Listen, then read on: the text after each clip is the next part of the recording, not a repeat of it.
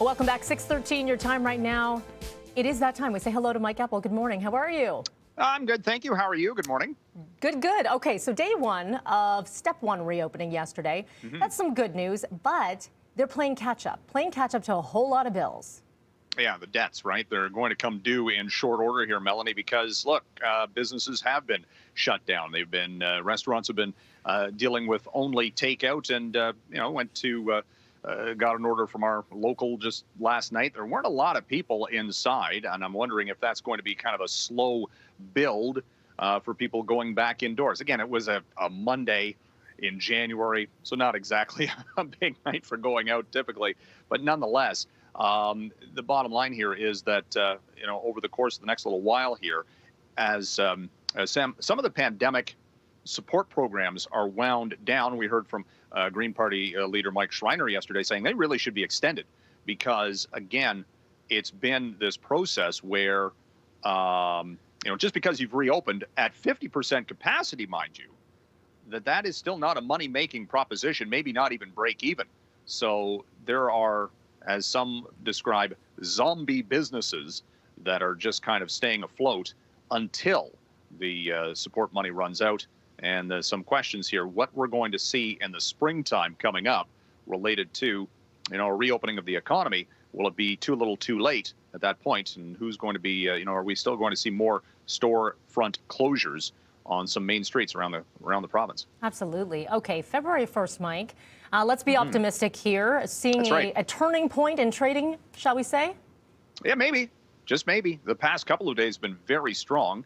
And we'll see if a new month brings this new attitude, so to speak, on the markets, because for 2 days now, we've seen the tech stocks roar back from the lows that we saw earlier in January. The NASDAQ yesterday was up another 3.5%, with companies that they're volatile typically.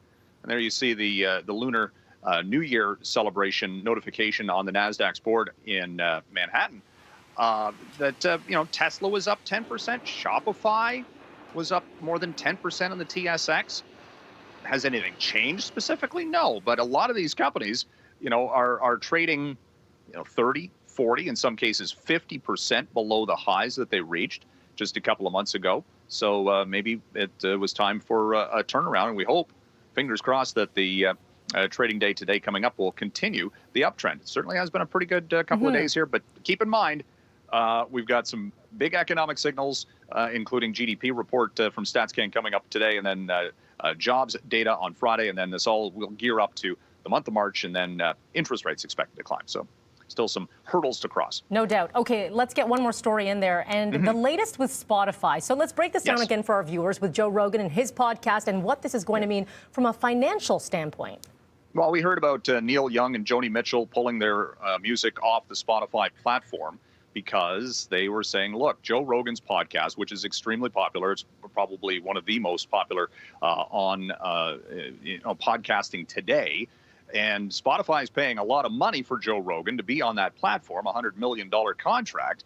But, it's a question of, what is that actually costing the company's bottom line and overall market value? The stock of Spotify has actually dropped by 41% over 12 months. It's down still, I think, 13% this year after a gain yesterday of 13%. Think about that.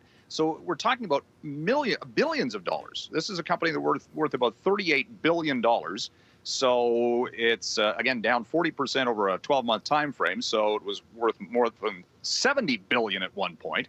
So it's not without consequence here, Melanie. And Joe Rogan saying, if I offended anybody, I'll try to do better. And he's just, a guy who likes to have conversations, doesn't push back, though, against his guests if, there is misinformation being talked about, specifically related to COVID-19 and vaccines and such. So, it's again, who's watching the watchman?